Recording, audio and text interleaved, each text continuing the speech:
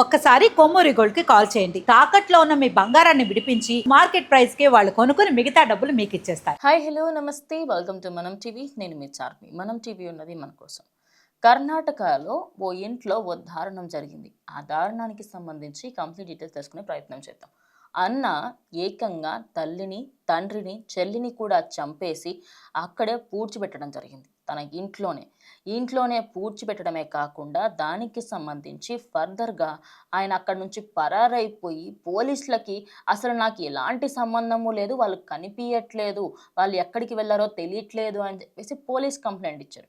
ఇక at the end ఏం జరిగింది ఏంటి అనేది ఇప్పుడు కంప్లీట్గా తెలుసుకునే ప్రయత్నం చేద్దాం. సో ఈ వ్యక్తి ఎవరైతే ఉన్నాడో ఆయన టైలర్గా పనిచేస్తున్నాడు.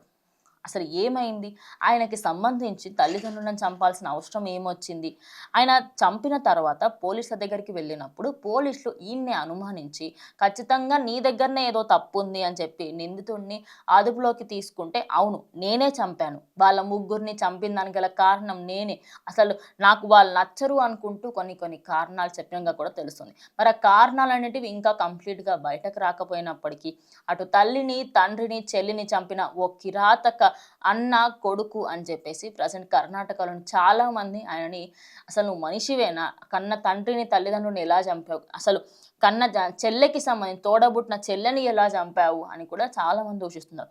సో కంప్లీట్ స్టోరీ తెలుసుకుందాము. కర్ణాటకలో తల్లిదండ్రులు అదే విధంగా సొంత చెల్లిని హత్య చేసి ఇంట్లోనే పూడ్చిపెట్టాడు ఒక అన్న. విజయనగర జిల్లా కొట్టూరులో చోటు చేసుకున్న ఈ ఘటనకు సంబంధించి శుక్రవారం రోజు జరిగిన ఇప్పటికీ కూడా చాలా ఆలస్యంగా ఈ ఘటన బయటకు రావడంతో ప్రజెంట్ అయితే అక్కడి పోలీసులు ఇంకా దర్యాప్తు కొనసాగిస్తున్నారు. చిత్రదుర్గ జిల్లా తాలూక్కి సంబంధించి అక్కడికి చెందిన అక్షయ్ కుమార్ 2 ఏళ్ల కిందట కొత్తూరులోకి తల్లిదండ్రులకు సంబంధించి జయలక్ష్మి, భీమ్రాజ్ అండ్ సోదరి అమృతతో కలిసి ఉంటున్నారు. ఇదే గ్రామంలో టైలర్ దుకాణం నడుపుకుంటూ జీవనం సాగిస్తున్న అక్షయ్ కుమార్ ఈ నెల 27న తన తల్లిదండ్రులు అదేవిధంగా సోదరి అదృశ్యమయ్యారని అక్కడే ఉన్న తిలక్ నగర్లోని పోలీసులకు ఫిర్యాదు చేశాడు. ఇక అప్పటికే ఆయన మీద డౌట్ పడ్డ పోలీసులు అతని ప్రవర్తనపై అదేవిధంగా ఆయన చేస్తున్న ఈ కేసుకి సంబంధించి నాకు తెలియదు, వాళ్ళు అదృశ్యమయ్యారు అని సడన్గా చెప్పడంతో అతన్ని ప్రవర్తనపై అనుమానం రావడంతో అదుపులోకి తీసుకొని పోలీసులు విచారణ కొనసాగించారు.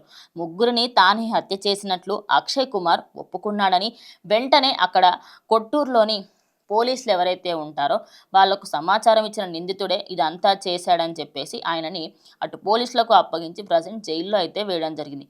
అదే రోజు రాత్రి అతనికి కొట్టూరుకి తీసుకువచ్చి విజయనగర్ ఎస్పీ అక్కడే ఉన్న వాళ్ళ ఇంటికి తీసుకువెళ్ళి హత్యకు సంబంధించి ఎక్కడ పూడ్చిపెట్టారు ఏంటి ఆ మిగతా విషయాలన్నీ కూడా తెలుసుకొని కంప్లీట్గా అంటే నువ్వు ఎందుకు చేయాల్సి వచ్చింది ఏంటి అనే దానికి సంబంధించి కంప్లీట్గా తెలుసుకుంటున్నారు. ఎందుకంటే ఆయన ఇంట్లోనే పూడ్చిపెట్టడంతో కంప్లీట్గా ఏదో ఒక దృశ్యం సినిమాలా కనిపించట్లేదా, ఇంట్లోనే పూడ్చిపెట్టేయడము దాని తర్వాత ఒక దగ్గర పూడ్చిపెట్టిన తర్వాత కొద్దిసేపటి తర్వాత ఒక ఎండ్లో క్లైమాక్స్లో నేనే చేశాను అంతా అని చెప్పేసి రివీల్ చేయడం, ఇదంతా కూడా సినిమాలలో ఇన్స్పైర్ అయిపోయి చేస్తున్న ఘటన.